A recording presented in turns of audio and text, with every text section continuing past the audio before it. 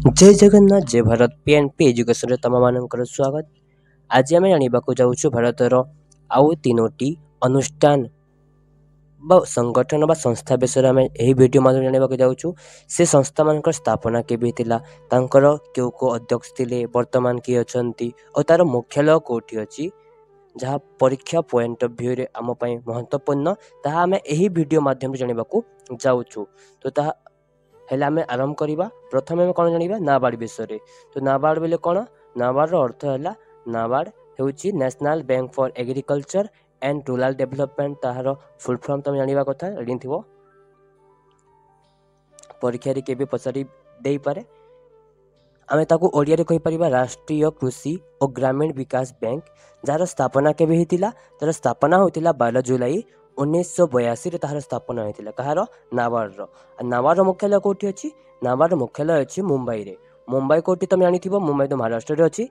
तो तार मुख्यालय कौटी अच्छी? मुंबई रे अच्छी।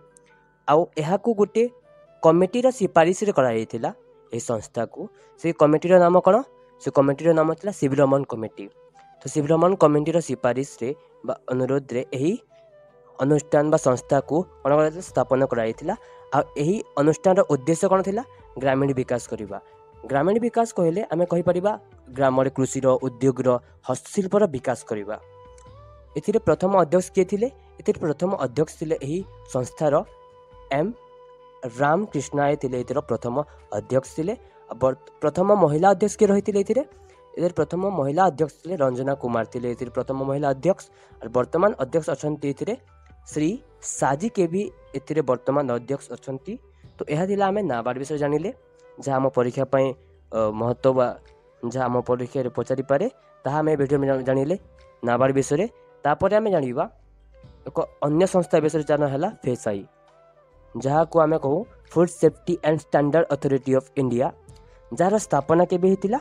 जार स्थापना हितिला 5 सेप्टेम्बर 2008 हितिला। एयर स्थापना गोटे एक्ट माध्यम रे हितिला। से एक्ट को आमे कहूँ food safety and standard act 2006। तो food safety and standard act 2006 रे यार स्थापना कराइला से एक्ट माध्यम रे। और तार मुख्यालय कोठी अछि? तार मुख्यालय अछि नुआ दिल्ली रे अछि बा न्यू दिल्ली रे अछि। यार कार्य कौन थिला? यार कार्य है खाद्य पदार्थर सुरक्षा करवा और तार मान निर्धारण करवा। यह हूँ यही संस्थार कार्य। आउ एथिरे प्रथम चेयरमैन किए थिले? तर प्रथम चेयरमैन थिले पीआई सुब्रथन थिले। एथिरे प्रथम चेयरमैन फेसाईर। और प्रथम महिला चेयरमैन किए थिले? रीता तेवटिया थिले। एथिरे वर्तमान तो न प्रथम महिला चेयरमैन थिले। वर्तमान किए अछंती? वर्तमान अछंती एथिरे पुण्य सरिला श्रीवास्तव अछंती। वर्तमान एथिरे चेयरमैन अछंती। और वर्तमान सीईओ के अछंती एथिरे गांजी कमला भीराव। वर्तमान एथिरे कौन अछंती? सीईओ अछंती। कोथिर? फेसाईर कौन अछंती? से वर्तमान सीईओ अछंती। तो यह आमे जानिले food safety and standard authority of India विषय। तापर आमे जानिबा आ गोटे संस्था अनुष्ठान विषय ताहा सेबी। तो आमे जानिबा सेबी विषय। तो सेबी कौन? सेबी कौन काम करे? सेबीर फुल फॉर्म जदि आमे जानिबा security exchange board of India SEBI है फुल फॉर्म। और जार स्थापना केबे हितिला? 12 अप्रैल 1988 रे यार स्थापना होता। यार मुख्यालय कौटी अच्छी? यार मुख्यालय अच्छी मुंबई रे। यार प्रथम चेयरमैन किए थिले? ए डाले थिले। यार प्रथम कौन चेयरमैन थिले। और प्रथम महिला चेयरमैन बा वर्तमान चेयरमैन आमे कहि परिबा।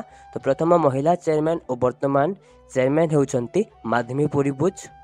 आउ यही अनुष्ठान बा संस्थार कार्य कौन? यही अनुष्ठान बा संस्थार कार्य यह कि प्रतिभूति बजार बा स्टार्टअप विनिमयन करवा और निवेशक मानकर मंगल रक्षा करने सह स्टार्टअप को कौन करवा? प्रोत्साहन करवा थिला। से उद्देश्य रे यही अनुष्ठान स्थापना कराई।